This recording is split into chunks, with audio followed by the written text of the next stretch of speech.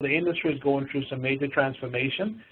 And one of the things that's very interesting is that as we design new business models for the future for our industry, it's important to understand, what's critical and what's going to be more salient for the utilities. And nothing more critical is how do you model the dynamics of these evolving business models.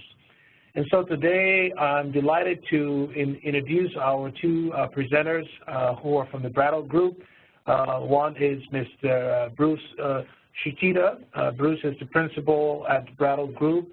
He has vast experience in our industry. Prior to joining Brattle, Bruce worked with the Charles River Associates, where he was involved in electricity market work. He's worked on renewables. He's just had a very broad interest experience. Prior to joining Charles Rivers, Bruce also worked with Tokyo Electric Power. So he brings a very broad perspective to the industry in terms of transformation. And his educational background, Bruce has his MS degree from the Massachusetts Institute of Technology. He'll be accompanied by his co-presenter, Mr. Kevin Eric. Kevin is a consultant with background economics. He's also a consultant working with Brattle Group, where he's focused on econometric impact analysis, looking at, again, utility business strategies, how they're evolving.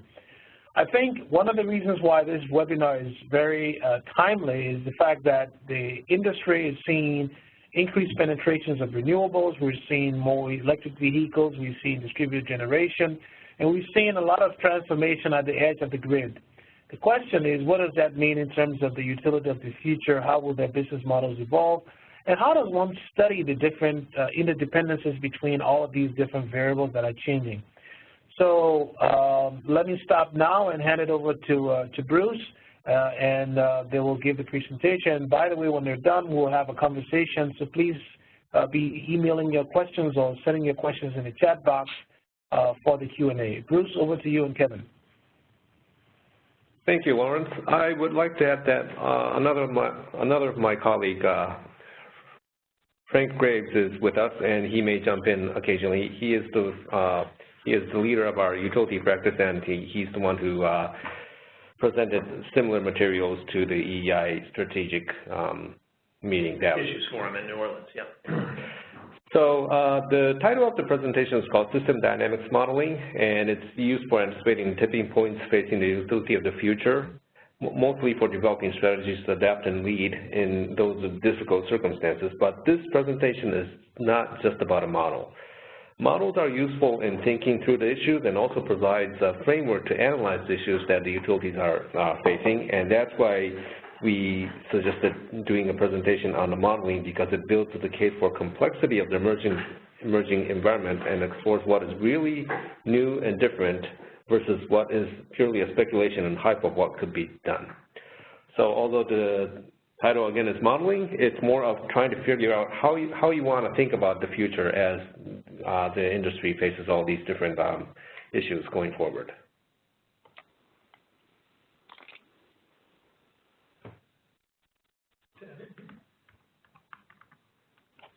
Now I'm having technical difficulties of screen doesn't want to change.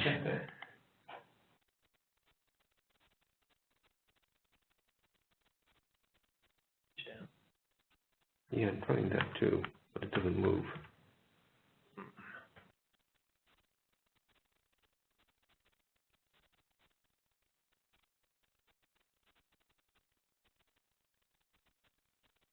Okay, so sorry for technical difficulty. We're on page 2 now. The new world is now, unlike the old world where the power was flowing one directional from the centralized generation through the transmission lines to the distribution network, it's now becoming self-supply driven. And the bi-directional network with a very interactive architecture is constantly changing the world. And the utility of the future that we're facing right now seems to have a lot more of that bidirectional network, which is going to be very different from what we see today, but it may not be necessarily in the way that it is commonly being discussed. For example, distribution generation. People talk a lot about PVs, but it's very hard to think that the PVs are going to dominate the world. You'll probably still require a backup from the traditional generation, and there's going to be other plays into how much distribution generation will come in versus how much you'll rely on traditional generation. Electrification is also another one of those issues that people like to talk about, but it's a chicken and the egg. For example, if you think about electric vehicles, the question becomes which comes first, the charging stations or the cars by themselves? And so it's not going to be an overnight change because it takes a certain amount of time to get the infrastructure ready. Energy efficiency is also a hot topic, but the new technologies are emerging, but it's also balanced with the scarcity. How much of the energy efficiency programs that are out there are really available for people to switch versus how much is more of a long-term investment or a long-term planning issue. Smart meters are there, but how can one use the smart meters is a different question. Smart meters tend to be mixed with all these electrification, energy efficiency, distributed generation issues, but right now people are not really sure of how to use that. New York has come up with something called the platforms. The definition of the platform is also uncertain because you don't know whether it's a platform for retail sales only or wholesale sales, or whether it's for utilities or whether it's for every player in the field. And the role of the platform is also uncertain because there's multiple roles that one can think about as platforms, and there's not really a very good consensus among the different industrial players. All that goes into the wholesale uncertainty as well. So how do we deal with long-term costs is the new policies that are being developed in DOE and FERC right now part of the solution, or is something else the solution? Are ancillary services becoming more available than the energy prices today, or is ancillary services still ancillary to the main sales of energy? All of this is changing the world from the supply-driven world that we have been familiar with in the past 45, 50 years. Bruce, this is Frank. Let me just add one quick comment. We drew this as a circle because we also think that the interdependencies of these issues is becoming much more pronounced, and you can't think of them as linearly as we used to be able to, where we could kind of go from a load outlook to a supply need to a resource budget and new rates. Everything is feeding back on itself, and these interdependencies are becoming much more tricky, and many of them have a life of their own. Like the electrification point Bruce made is a great one. There's a kind of a chicken or egg thing there, but it's I don't know whether it's the chicken or the egg, but the EV market may develop rapidly for reasons that have very little to do with what's going on in the electric industry, and suddenly the electric industry is either adversely or positively affected by it. So there's also a dispersion of control in this environment over what's going to happen and what's going to lead what happens that's new compared to the relatively more internalized problems we've had years ago. It doesn't necessarily mean the sky is falling, but it certainly makes for more complexity. And to add to that, the distribution generation also has multiple players. The decision-making players in the world is not only the utilities, but it's the individual customers and also the service providers that's making it more complex to model the whole new world, because the utilities business is going to be impacted by external decision makers who will not always share the same values as the utilities. With that, I'd like to go to the next slide, the debt spiral. Everyone knows about the debt spiral, that the DERs are going to be permeating the world, and then that's going to lead to lower electricity sales. Lower electricity sales means that the revenue requirements have to be recouped through higher rates, and then the higher rates is going to further encourage the DER penetration levels. Now, that is what people call the debt spiral of the utility business, but the question is that really true? And if you look at studies out there, for example, NREL said that the potential of residential single-family homes PV penetration is probably going to stop at a 15 to 25% penetration level, just because you can't put every house will not necessarily have a PV. Some houses may be facing north, some houses may not have the financial needs to do the PVs, and so on and so forth. But however, what we have to recognize is that this nonlinear feedback that's shown in the arrows here, the spiral, is real. Now the question is, how much of that spiral is sensitive and how much of that is actually, what is the speed of this spiral? And at what point does the spiral stop going into this spiral? And what are the sensitivities of these arrows and the boxes among each other? That's the question that we want to ask today. And so if you think about all that, what is really new about the utility of the future? Because of all these different players and the different paces of the players coming in and the different life cycles of the different assets that are coming in, resource planning is much more uncertain. You have to have differentiation of customer requests and rates as well, because everyone is thinking for their best interest, not necessarily how to lower the overall system cost, which is what the utilities are thinking of. The benefit cost analysis framework will also differ. For example, in the traditional way, you would do a marginal cost study that's based on the wires options, but nowadays you have to think about what are the alternative non-wire assets. But when you think about the non-wire assets, you have to think about what is the benefit that I'm measuring. For example, if the traditional utility wire solutions, if you look at that, that actually looks at contingency conditions. So when a utility says, I'm going to install a transformer, the transformer capacity is based on an N-2 or N-3 or whatever criteria that they have today. But when a DER comes in and says, we're going to lower the load growth rate, and therefore we provide this much benefit, that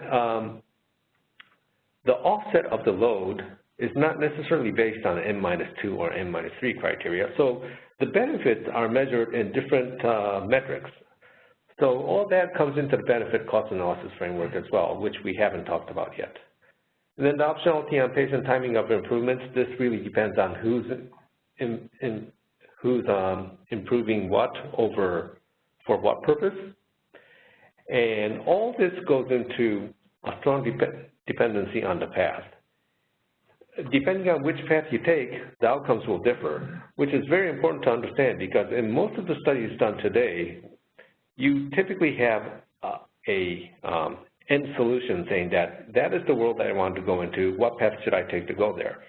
In the utility of the future world, it's different. The outcome depends on the path that you take, which is pretty much apparent if you think about life in general, but you can't really do the analysis saying that is the outcome and what path do I take. It's more of these are the multiple paths, and I don't know which path I'm going to be taking because there's so many different players that are involved in shaping up that path. Let me just amplify a tiny bit on that. We certainly have not reached a conclusion at Brattle that cost of service financial standards and criteria or rate making are obsolete. We think that actually is going to continue to be the dominant aspect of utility operations for at least a decade or more. And so it's not the case that some new business model is going to displace a lot of what we've traditionally done. The problem is what we've traditionally done isn't harmonized with these new changes. So for instance, all these DER technologies are really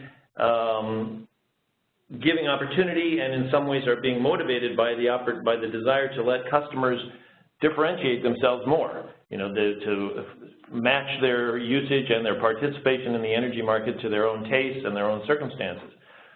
So if we're trying to foster differentiation in customer behavior, we also have to match that with differentiation in cost of service structure that those customers see with things like new rate design.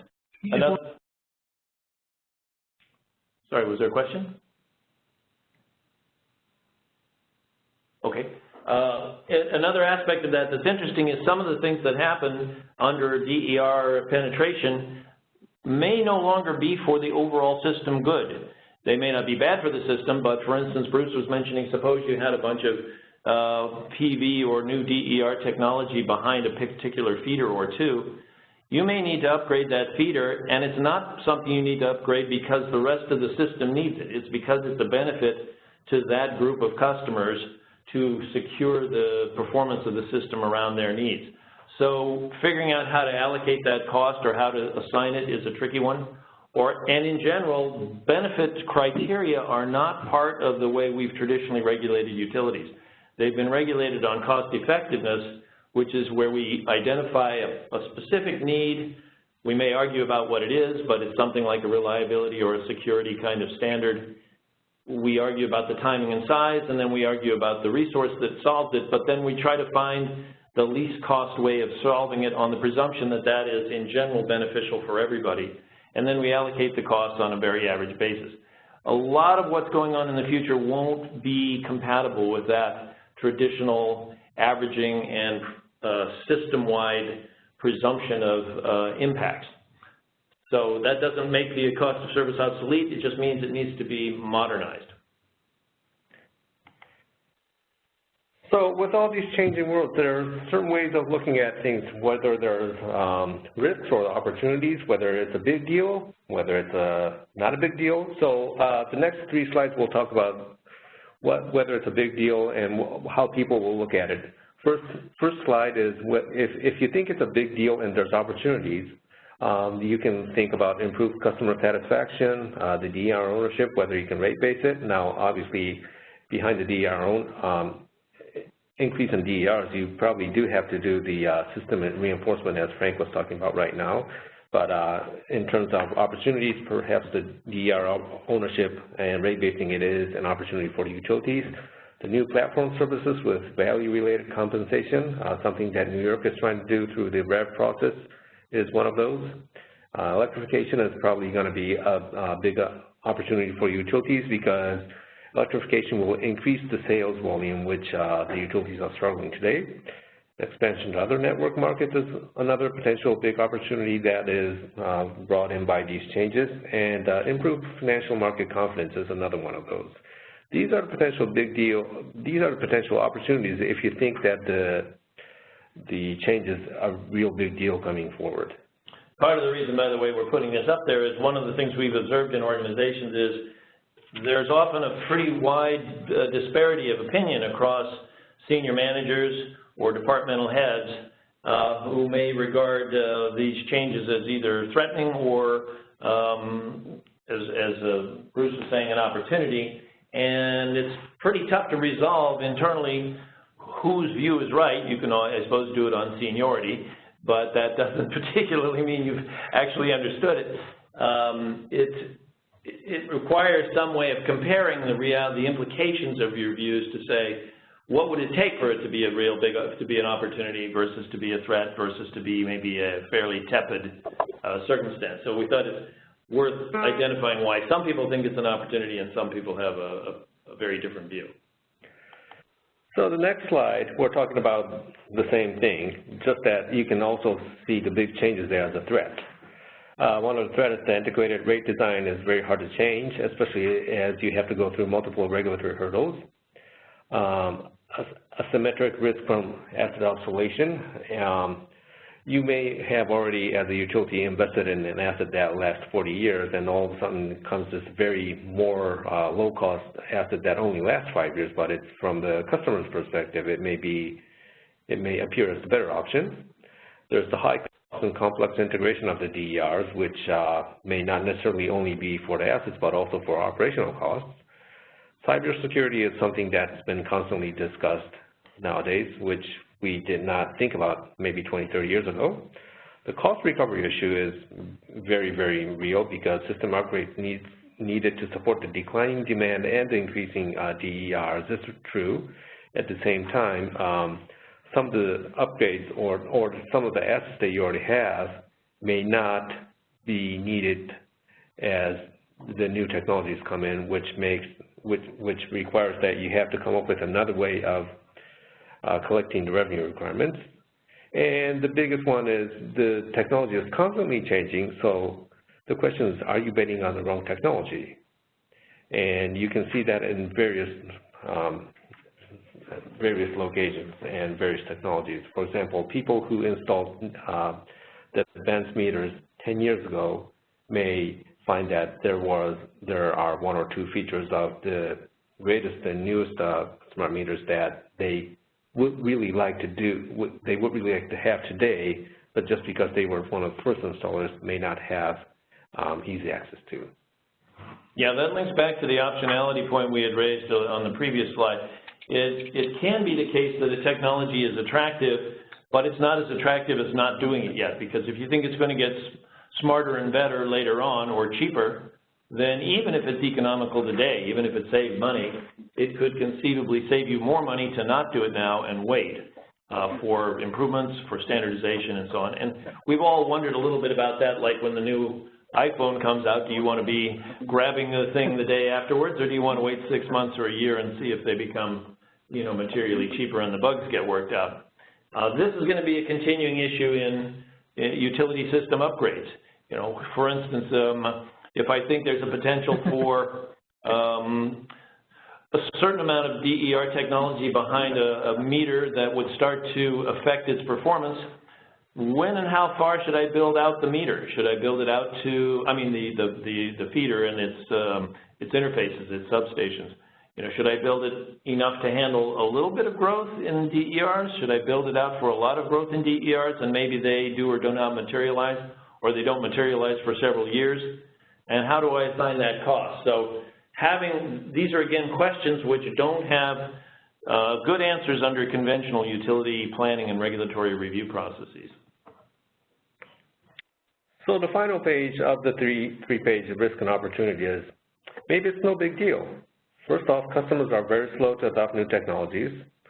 The sophisticated technologies may not be viable for a while, and the wholesale resources may be more economical to most of the customers. And a lot of the early utility regulatory experiments do get pushed back, and so on and so forth.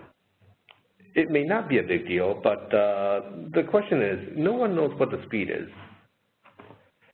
Or what the drivers are that could determine the speed. So that's what we set out to do, is to think about a new way of modeling those questions about what are the catalytic aspects of the problem that you should be aware of and might even be able to manage a little bit. So the reason that we put out all those three different buckets is that it's basically to show that there's very little agreement, even internally among utility managers of a given utility, about what the prices would be, how these changes would be, what the responses would be, even if we're just focusing on one aspect, which is the DERs.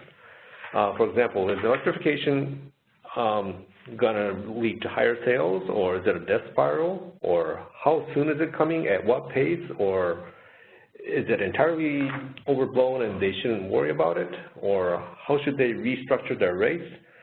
And if you look at all these questions, the questions are basically looking at the sequence of events and their direction. There's events that are multiple events or single events. There's the rate and direction of the impacts. How fast does it go? In which direction does it go? The direction and rates are not necessarily all linear. Some of them are nonlinear. Some may have a time delay. Some may have other very difficult to model relationships with it. Some are external, some are internal. Muted. And the sensitivity of the assumptions is also important, because the adequate level of details among the assumptions that are brought in from different departments may be very, very important. And the difficulty is that there's no historical precedent in most of these things.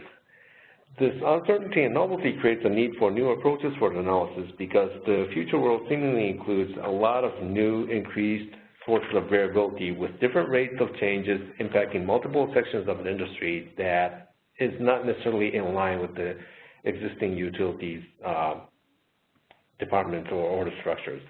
And that although this slide questions gives you concrete questions, the next slide is basically what we're talking about in more generalized words. Quick comment on the precedent issue. You know, a lot of what we're dealing with here is a kind of a new product market kind of question, much like, you know, technology developers generally face. And just to give you an anecdote on how little is known about this, we've been studying rooftop PV adoption around the country. And for instance, in the Chicago area, there's something like I forget what the exact number is, but it's between 900 and 1,100 total homes that have rooftop PV right now. And this is out of an area with, 3 million customers roughly. And so that's a pretty low penetration. And if you sort of run some casual numbers on what it appears to have cost those people to put in those facilities, very few of them have much of a payback. They don't, of course, they defer some of their bill, but relative to the cost of the systems, these would be people who would be having to wait 20, 30 or longer number of years to recover their investment through their bill savings, at least at, as costs are expected around lately. So it's a trivially small percentage of the market, so very, very difficult to extrapolate. B, the behavior that they've manifest doesn't seem to have a really obvious visible economic element to it. They seem to be choosing for reasons that you can't pin to normal kinds of metrics of economic benefit. So you have to relate it to other behavioral types of trends and propensities to adopt and likelihoods that these behaviors will accelerate, which you can infer from other kinds of settings. So you can infer it from other places where there's more behavior of that type already going on, like Hawaii and California, or you can look at other kinds of analogs. But you need to be able to blend a mixture of economic and behavioral features in the way you forecast these, so that you know whether you have a reason to be concerned or not. So the traditional scenario analysis has been the workhorse for strategic analysis among the utilities. The problem with the traditional one, it's a very good tool, and it has been useful in the past, and it will still be useful going forward. But the problem is that it typically had an end result. So the technique was largely linear, and the linearity was developed through using historical data. And the models are already, the different relationships are already predetermined in the model. And so it did not tell you what changes would lead to what next change. It was basically saying that here's my end goal, and if I change one parameter, how would that impact my end goal? Or maybe not your end goal, here's your end state. Here's a condition I think I'm worried about finding myself in. How well can I do in that environment? But it doesn't let you know how come that state might happen, or what could be the determinants of making it more or less likely to happen. In another way of saying it, it's like saying, I need to go home. How do I get home? I've got 5 different paths. It's not like if I take these different paths, and there's probably more than 5 different paths in real life, where do I end up going? I may be lucky enough to get to my house, or I may end up going to some supermarket that I didn't anticipate. So we'll talk about the importance of the path. For the utilities of the future, the traditional method of analysis that focused on the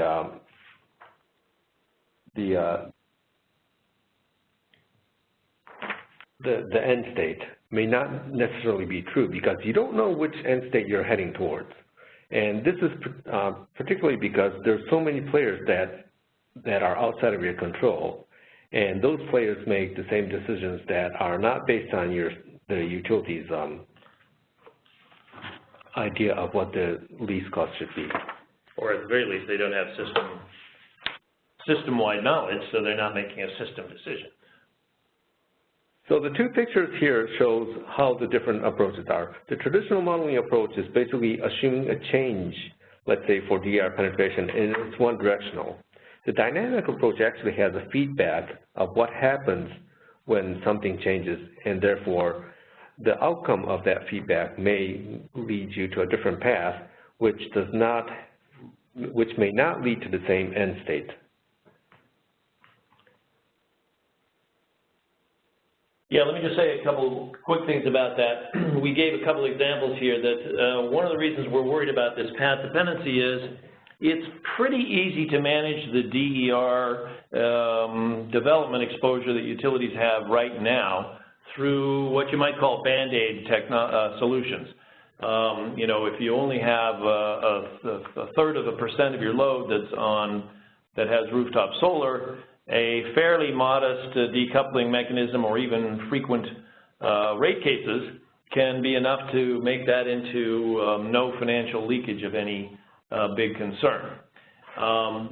The trouble is, if you use a lot of Band-Aids for a while and get by with them, at some point you discover you've got a lot of Band-Aids on, and if the momentum changes and there becomes what we were calling a tipping point, all of a sudden you could have a huge acceleration of the demand for equivalent treatment in the future, and yet it's not tenable if you have that much change in your system that fast. So solutions that work when you have only a little bit of frustration may become barriers actually to a viable business structure if you have material accelerating adoption of these sorts of things.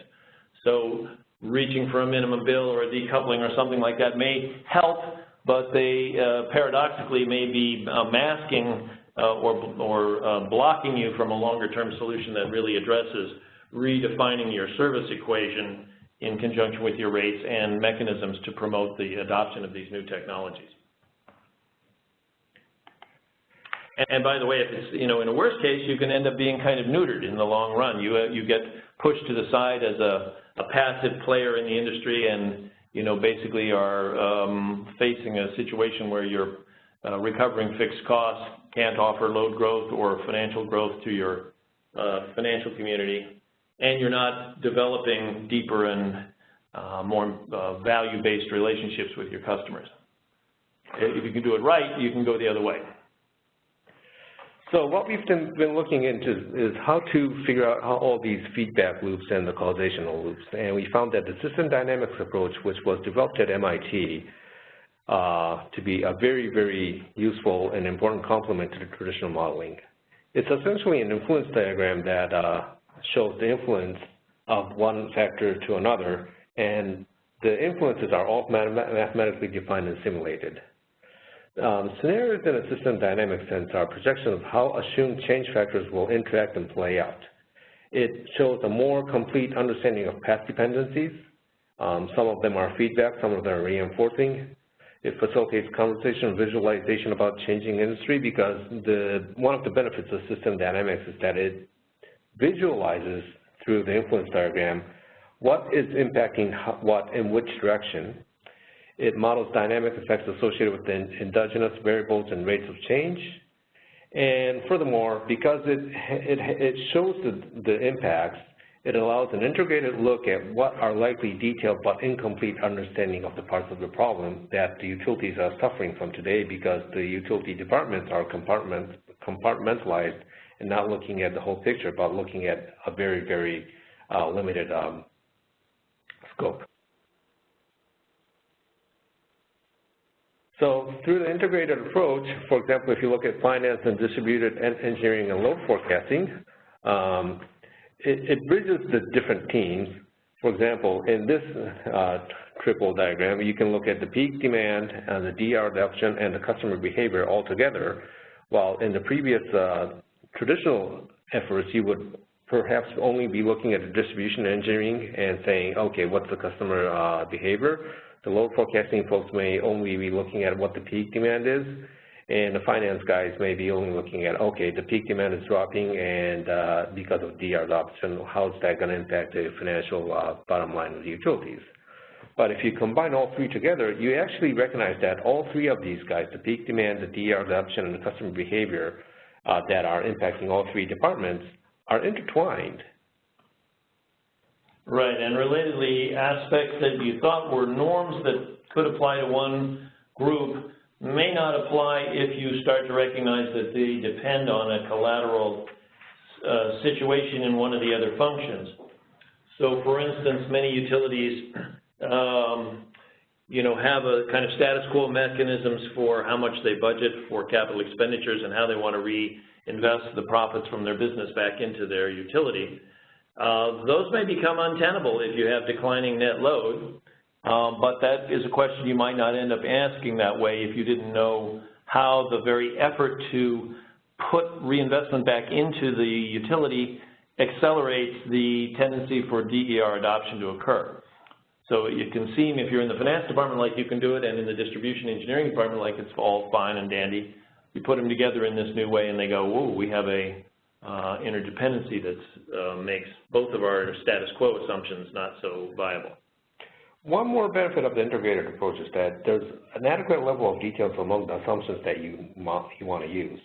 And for example, the finance department is going to have a much more detailed assumption on the financial parameters compared to the distribution engineering folks. The distribution engineering folks are probably going to have a much more detailed, let's say, PV performance numbers than the finance folks.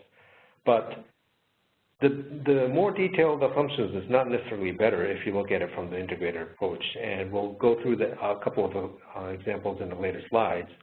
But the integrated approach actually helps you identify what are the important assumptions and what are the less important assumptions.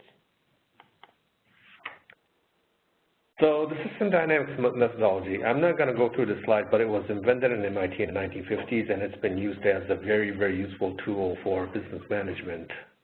And it shows the causal loop diagrams representing a relationship in a system. Stocks and flows are used to track movement through a system. And rather than go through this slide, I will actually show you a system dynamics model for a utility. So this is a very simplified system dynamics framework. In this case, we have 6 modules. Module 1 in the upper left-hand corner is the customer stocks and flows. It talks about the stock of all customers in the utility service area who have adopted PV or not adopted PV. And just keeping track of who's using what kind of portion of the system. Yes. The second module, which is in the lower left-hand side, talks about the generation and sales, which is impacted by the customer stocks and flows of who owns PV versus who does not own PV. The third stock, the module in the middle lower end, talks about the rates. It calculates rates the utility need to charge given its revenue requirements and load, which is fed from the customer stocks and the generation and sales. The fourth stock, the one in the center upper, is the payback period of the PVs. So the higher the rates goes, the payback period becomes shorter, and that actually feeds back into the initial module, encouraging more people to adopt the utilities and adopt PVs. The fifth module, which is on the right-hand side, is the balancing account. It reviews the utility's balancing account and identifies whether it's under-collecting or over-collecting the revenues, and that actually feeds into the sixth module, which is the utility financials. The sixth module is simplified as one big circle, but there's a lot more details in this. But by looking at this higher level influential diagram, you can actually see how things flow into each other and get consensus among the different managers and different department heads saying, okay, what is important, how are things flowing through, and what is impacting my sector of the business, and how is that impacting some other sector of the business. Now, with all this said, if you just look at the first module, which was the customer's stock, it's a lot more complex because within that top tier, or what I call the levels, you actually are asking a lot of different questions. You're asking questions about the customer population, avoidable utility cost switching load, rate structures, development, and technology performance and cost, with different questions listed as bullet points. All these questions can be asked as part of the simple module that we showed up front, and this is only the first module. Going back to slide 15, this is only the upper left-hand module. So although this diagram is very, very simplified, you are addressing or potentially addressing all the questions that are listed in slide 16. Yeah, quick comment on that. What we generally do is start with the functions the utilities have to collect what they already know about their load and their customer mix. But it turns out that as you start posing these questions against the new technology use and so on, we discover there's missing dimensions from the conventional ways of analyzing the problem. So for instance, you might be forecasting residential load as a whole, but it may turn out that really it's extremely important to distinguish growth in the demographics and percentage of load that's coming from single-family homes versus multifamily homes, and that might be a distinction that you need to develop in your load forecast because multifamily homes are, not good potential users of rooftop PV, whereas single-family homeowners are. And so distinctions of that kind become important. And then further distinctions beneath that, like not everybody who has a single-family home is either eligible or inclined to pursue a PV home. So if I'm going to forecast that tendency, I need to think one layer deeper still. So often the benefit of this is both integrating the parts that you already have and seeing about missing dimensions of them that you want to bring to the planning problem. With that said, if you look at Module 1 and look at the second layer under Module 1, the second layer, although the first layer that we saw was very simplified, has a lot of complex things in it. This is reflecting what we've seen in the previous slide. And I'm not going to go through the model, but you can actually see that there is a lot of influence diagrams under the simplified top level. So the top level actually helps all the different decision makers think through the problems.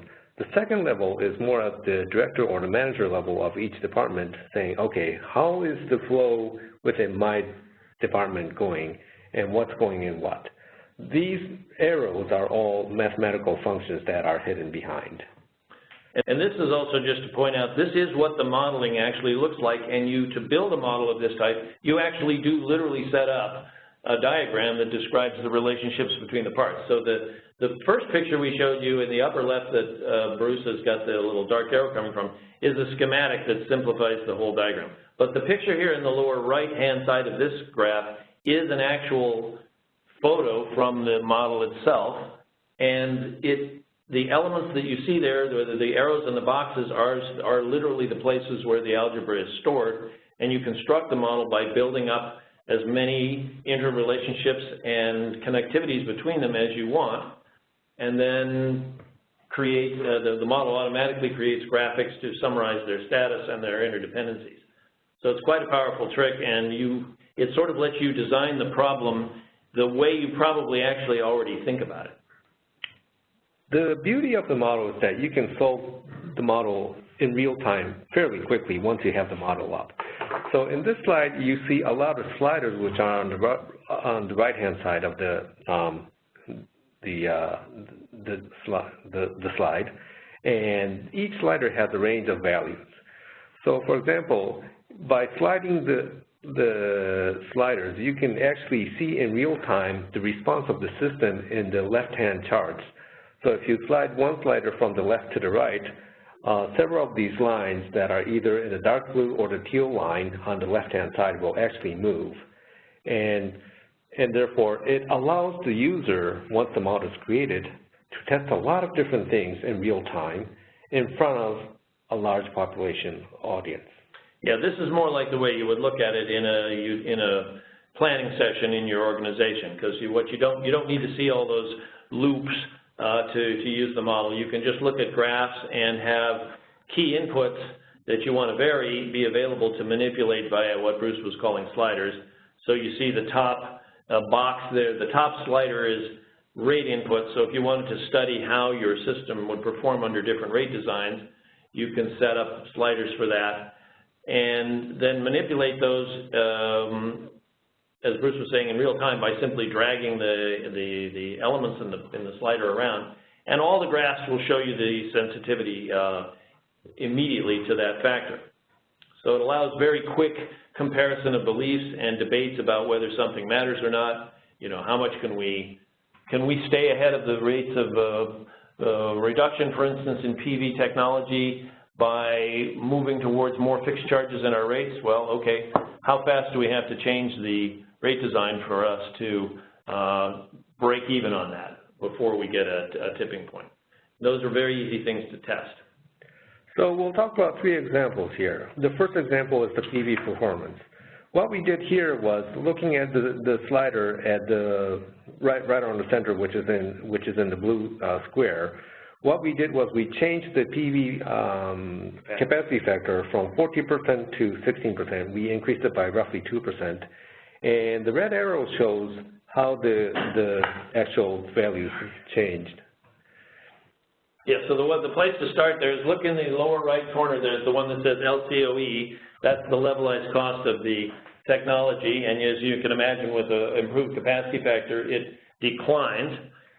And then if you go to the left, you see that that reduces the payback period for a potential investor in rooftop solar, which if you go up above that causes an increased fraction of customers to adopt solar.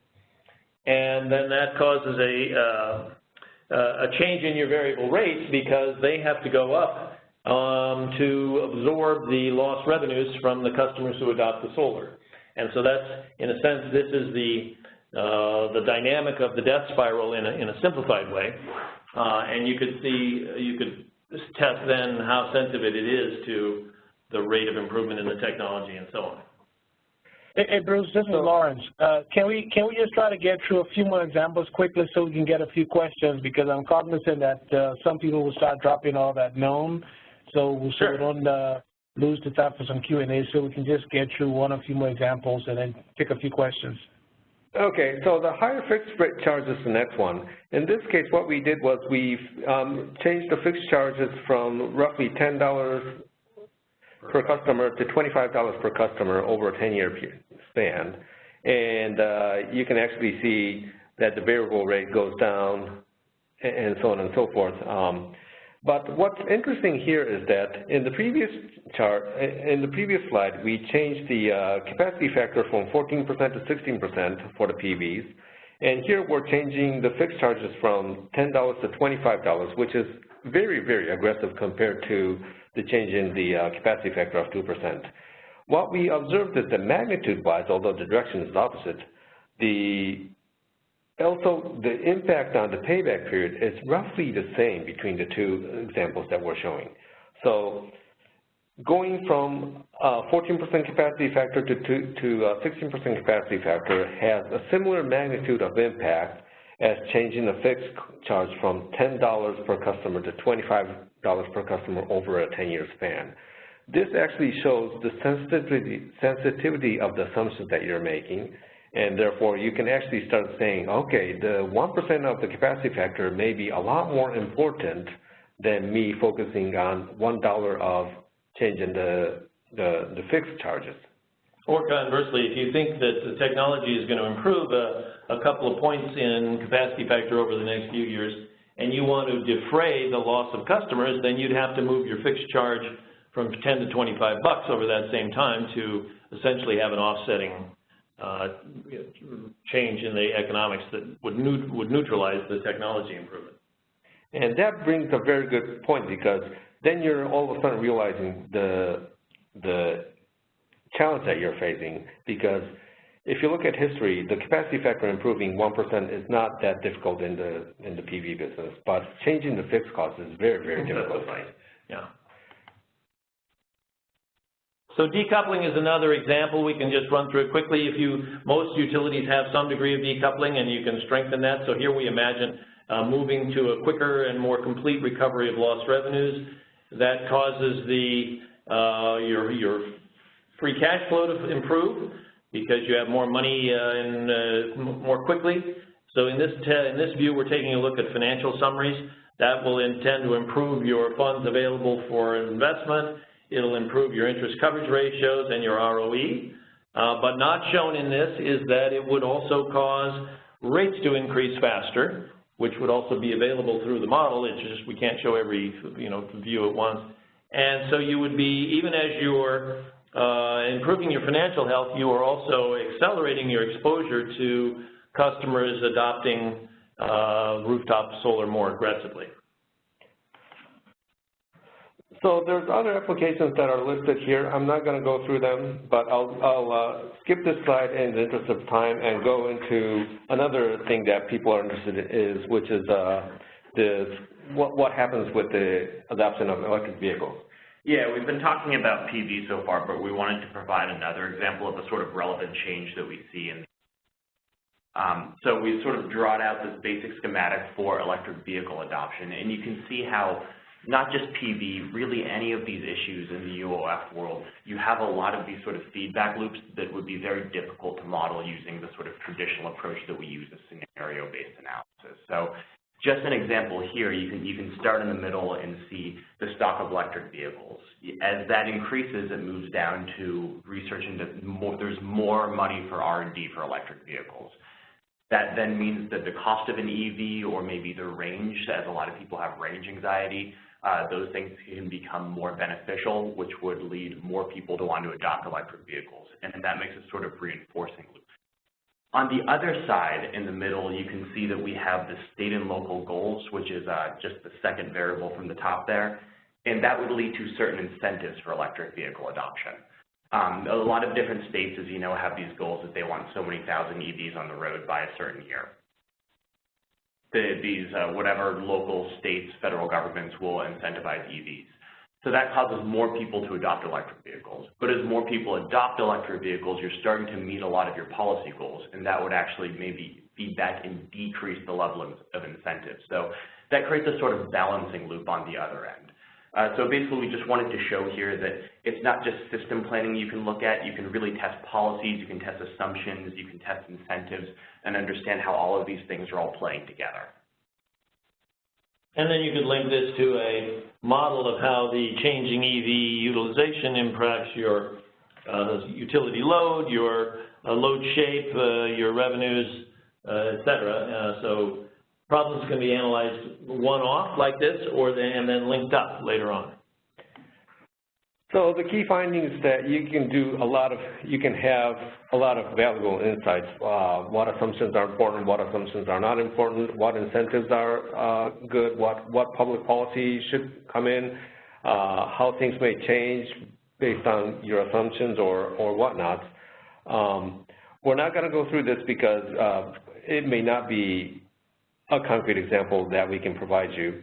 But the key takeaway is that the major benefit of the modeling is that you understand the path dependencies, because the outcome depends on multiple parties' actions, not only your own as a utility. And that is very, very important going forward. And understanding the path dependency also requires identifying the situations or conditions where the traditional extrapolation method based on scenario analysis is not as useful as you think. So the system dynamics reveals why it happens, not what happens if it happens. And you can foresee the time and conditions for tipping point and be able to prepare for that. And actually, that is one of the benefits, because you're seeing the different paths that you may take, and therefore you may be able to adopt and plan in advance a situation yourself in case that tipping point happens. Let me just say one thing about the international question, and then we should probably switch to questions. In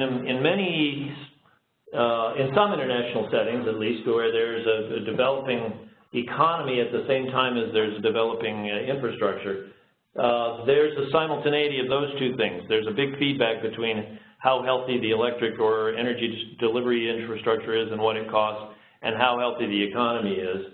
And so you can add loops that show those interdependencies and calculate not just measures of electric performance, but social benefits, macroeconomic performance, costs of important services like tourism and things like that. So there's lots of ways this can be built in, and in some ways the international and developing economy or isolated economy setting are really, really good applications for this technique. And the influence diagram of such an example is in the last slide, but I think we want to stop here and open up for questions. I'm sorry we had to rush through, but... Well, listen, thank you, Bruce, and Kevin, and you guys. I mean, you've done an excellent job. I think this was a very good introductory webinar on this very, very interesting topic. We met about a couple of months ago in Boston, and I was exposed to this new approach. And subsequent to that, we've been, working and co-authoring a paper which will be published soon. But what I've done subsequent to that is I was just in Australia and New Zealand, where I had the opportunity to just sort of ask questions around the idea of what kinds of modeling approaches are being explored by the utilities around the world. And clearly there was a gap, and the gap I found was not being able to identify and analyze things like path dependencies and looking at the sensitivities of different, whether it's regulatory models or policy models, and how these all come together. So I think this is a first start. Obviously, the paper being co-authored with Bruce and Kevin, we'll have it out there very quickly, hopefully in a month or so, that will go into more detail. And I can here commit that we're going to have a subsequent, more sort of a deep dive, not a webinar per se, but maybe some sort of a podcast or something where we have a lot of questions to address. This webinar obviously has attracted a lot of interest, people who've registered, and so we're not going to be able to get through all these questions, but I still want to give, at least just bear with me, those on the call will run over probably about another 5 or 10 minutes, but just want to ask our presenters, Bruce, Kevin, and Frank, to just address 3 topics that have come up a lot. First of all, the module design. Can you talk about the the complexity in putting these modules together, and how do you avoid missing something? Because obviously you're making assumptions about some of these flows. You're looking at some of the different interdependencies, and so talk a little bit about the module development and what do you do to avoid missing one of these links? That's a great question, and I don't know that we have a guaranteed answer for that, but what's intriguing is we've generally started with fairly basic module representation. So for instance, I was just in a meeting yesterday with a company where we're talking about the EV question, and we're thinking about starting off a modeling exercise with them where they have a model of their company, and we simply put on an external forecast of EV behavior that for the moment we just tie to an assumed rate of technology improvement and word-of-mouth adoption acceleration, because we have some statistics on how that seems to be happening, and then just see how much sensitivity it actually has. Do you need 500,000 vehicles to move the needle on your load, or does it start to matter at 10,000 vehicles?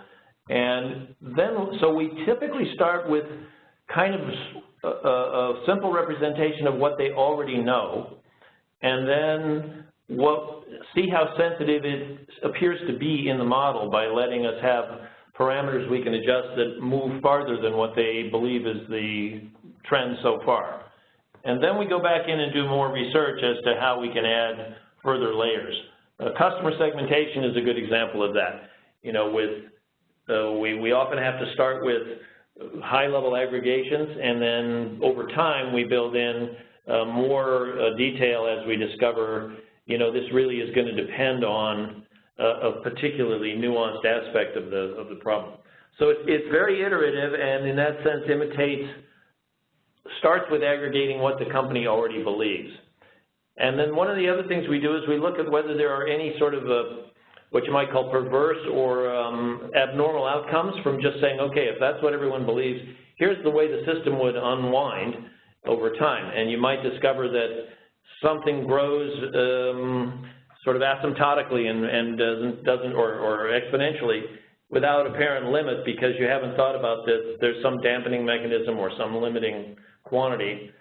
So partly it's by learning what your own beliefs show you and refining those in conjunction with the model. So it's at least as much about communication of what you understand as it is about modeling exact details of what the problem may look like. And the model development is where it takes the most time, but the beauty is once you have the model, you can test a lot of different things in real time going forward. So in that sense, it's a decent investment, but it pays off very quickly. I would agree. So just talk a little bit about so we've talked about EVs. Obviously, we have other what I would call distributed energy resources, and that could include energy storage. It could include, as you've mentioned, EVs, PVs and what have you. But let's talk about the sort of the centralized utility that is probably not going to see high penetrations of renewables anytime soon, but there are quite a few of them around the world. And there are a few of them, in Asia and elsewhere where they're transforming, but they're not transforming to a path where they have high penetrations of VR. They're seeing more centralized systems being built. How can such a tool be used in an environment where it's not a DR impact you're looking at, it's more of an impact on high penetration of, say, new kinds of transmission networks, where you have more flexibility, you have more fax devices, static VAR compensators. How can those kinds of devices, as they're being connected to the system, how can they be analyzed using such a tool? So most of the work we've done with it so far has been at a kind of a long time frame, broad change level, but there's no reason you couldn't develop this for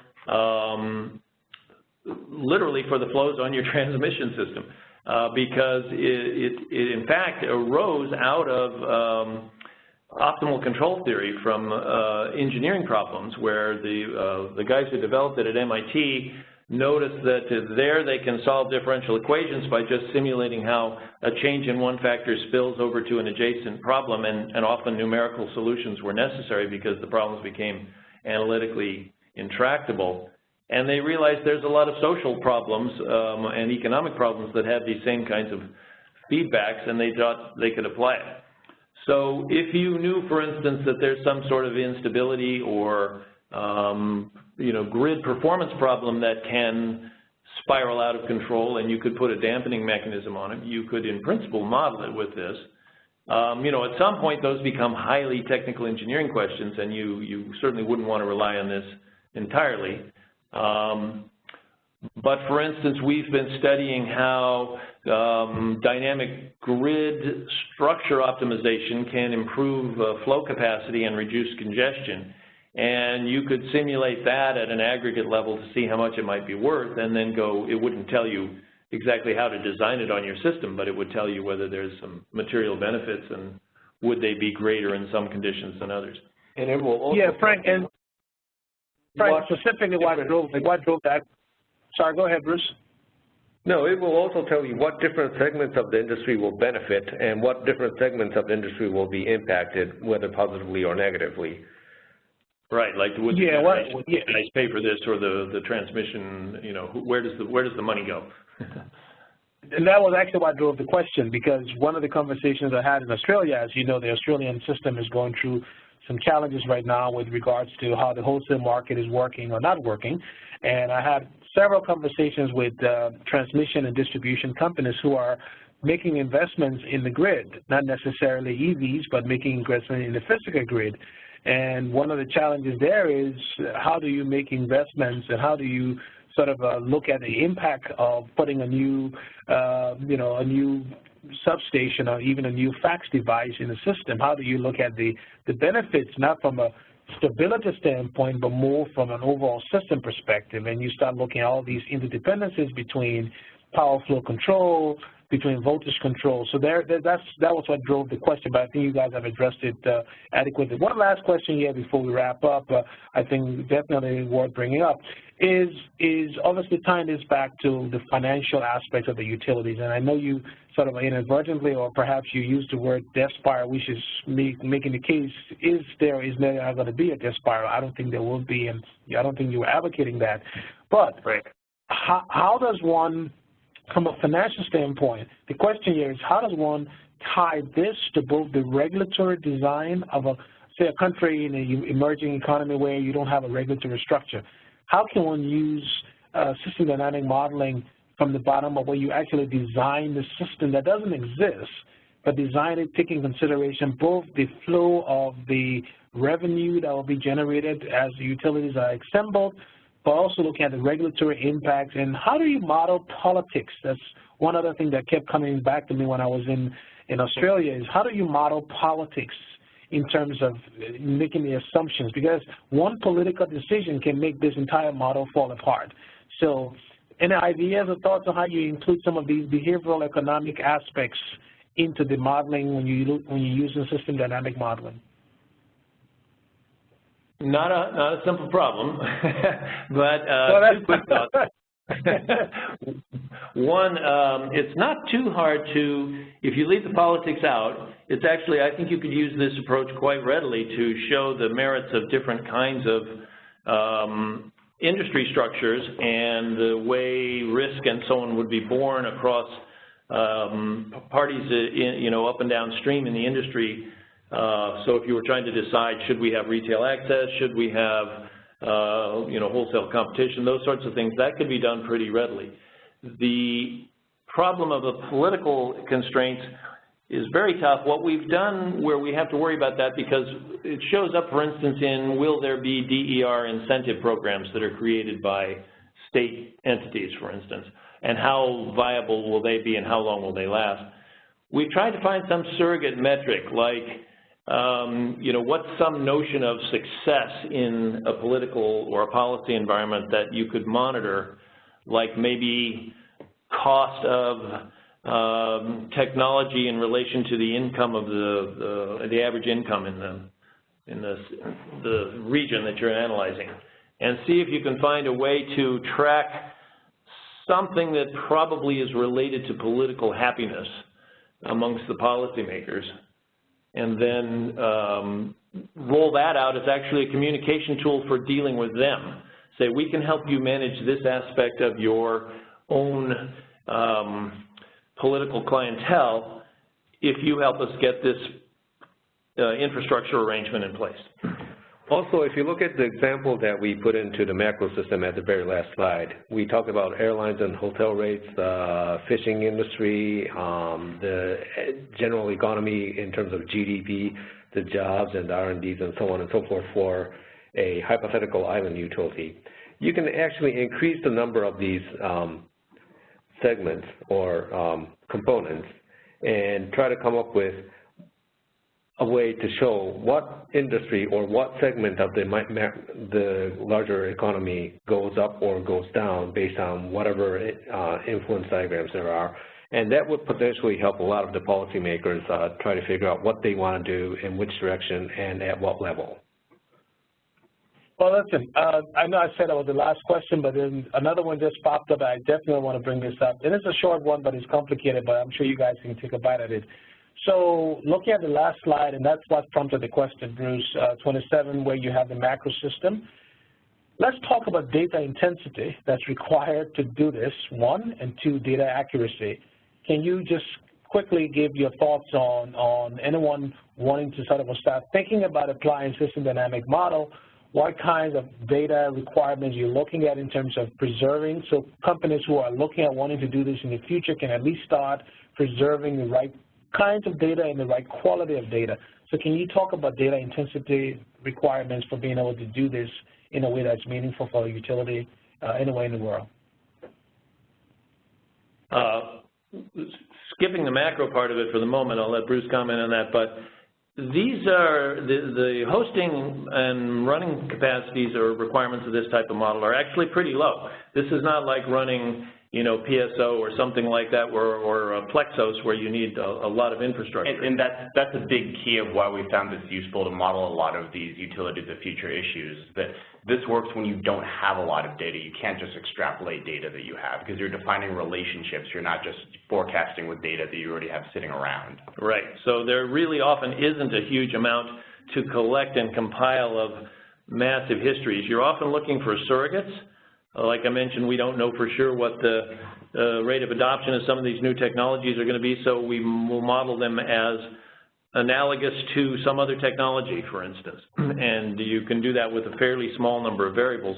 There's a lot of judgment about, how good an analogy you may have and how to get the conversion factors, but it's not terribly data intensive. It does take some cleverness, though, to say, well, if we wanted to keep track of exchange rates and how that might depend on energy costs in a small island economy or something like that, you'd need you have to have a little macroeconomic savviness to know historically what's been the apparent interdependency of energy prices and currency rates. But sometimes that's a simple statistical exercise, and then you just take a parameter or two from that and assume that it's stable for a while and see what it would do in your model. So data intensity is not the problem. Finding good surrogates is for some of these new variables. And that relates also to the calibration question, because you would have this problem even if you didn't use this model, because nobody could build me a scenario model or a statistical model that would tell me how many EVs are going to get adopted in Massachusetts or Sweden or anywhere else right now. That would be, it might be more traditional and it would have a confidence interval around it, but it wouldn't be any better at telling me what's likely to happen. It just would be saying, I'm going to extrapolate these statistical relationships and assume that extrapolation makes sense. So this sort of challenges that question, and the calibration comes from, A, under normal conditions, can you make it look like normal behavior of your company or your economy? And then B, does it behave, what kind of information do I get about it when I start testing odd, more unusual circumstances? Well, listen, Bruce, Frank, and Kevin, sorry, I'm going to cut you off, but getting some emails sent to me from audiences here, and people want to drop off. But listen, I think this was a very good first effort in introducing the notion of system dynamic modeling applying to power systems and utility of the future. I really appreciate you guys, Bruce, especially you just coming back from Asia, so we appreciate us pulling this off. Again, like I said, there's a paper that I've been honored to collaborate with Bruce and Kevin and folks on, so that paper should be published anytime soon. But this is just the first. I think we're going to see more of this new approach, I think, and that's why I jumped on the idea of working with these guys. I think this is a very innovative approach. I think it has a lot of merit, and I think just based on the feedback that we've received in terms of people who signed up for the webinar, as well as the conversations I had in Australia and New Zealand, I think this is a tool that will definitely find its footing in our industry over the coming years. So again, I really appreciate you guys doing this. The presentation recording will be made available, and as well as the slides for those who want to dig deeper. And we'll definitely want to put you in touch with Bruce and his colleagues at Brattle if you have any questions. So I will say thank you guys, and thanks from my side, and I will hand it over to Jessica for any last-minute housekeeping details. Jessica? I think that's it, everyone. Thank you so much for joining the webinar, and we hope for your participation in the next one. Thank you. Thank you. Thanks. Bye-bye.